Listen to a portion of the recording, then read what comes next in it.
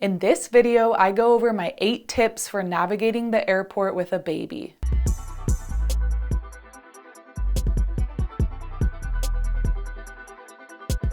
We spent 3 weeks in Japan with our 6-month-old baby, and I'm here to talk about some ways we made our travel day easier in the airport.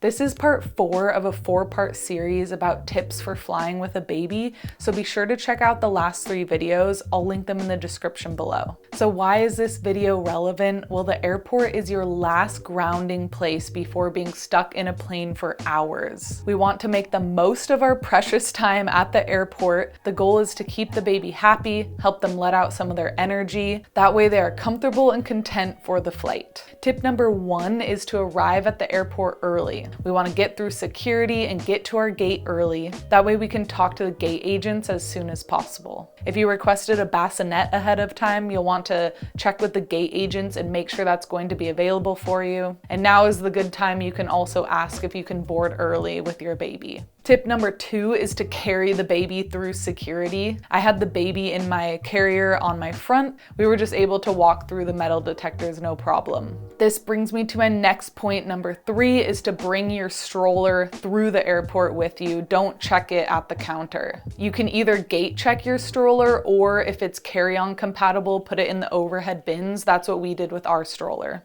The stroller was sent through the x-ray with our backpack, and then the baby walked through the metal detector with me.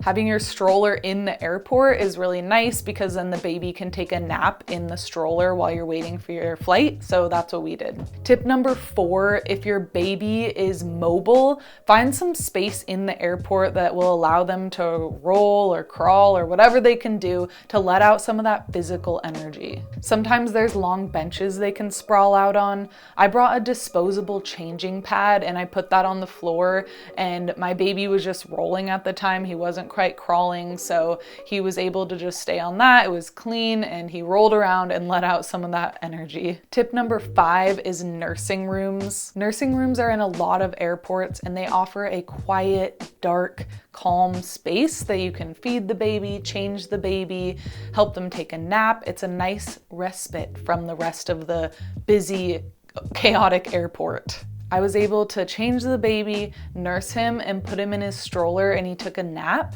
And then once he was napping in the stroller, we could leave the nursing room and go back to our gate. Tip number 6 is clothing. Have the baby in something comfortable and easy to change, and also something comfortable for you. And if you're nursing, a very nursing-friendly shirt. Tip number 7 is to board the plane early. It's so nice to board early and get all your stuff situated because there's certain things you're gonna want in the seat with you, and certain things that can go in the overhead bin. There's a lot with a baby, so you really want to just get situated without feeling rushed because there's people behind you. And tip number 8, this is the most important tip. It is to try to remember to relax and have fun. Traveling is a great experience for both you and the baby, and the airport and the airplane is just a necessary part of the experience. Babies cry, other passengers might be annoyed, but just remember you'll most likely never see them again. Try your best to keep the baby calm and comfortable, but if they cry, just don't stress about it because it happens. All you can do is your best, and you and your baby deserve to travel just like everybody else. I used all of these techniques and our baby did really good on the plane, even receiving compliments from flight attendants and passengers. Thanks for watching this video. I hope it gave you some insight and tips for navigating the airport with a baby. And remember, this is part 4 of a 4-part series on tips for flying with a baby, so be sure to check out the other videos. We'll also have other videos coming out about our trip to Japan with our baby, so be sure to subscribe so you don't miss the rest of it. And until next time, stay adventurous.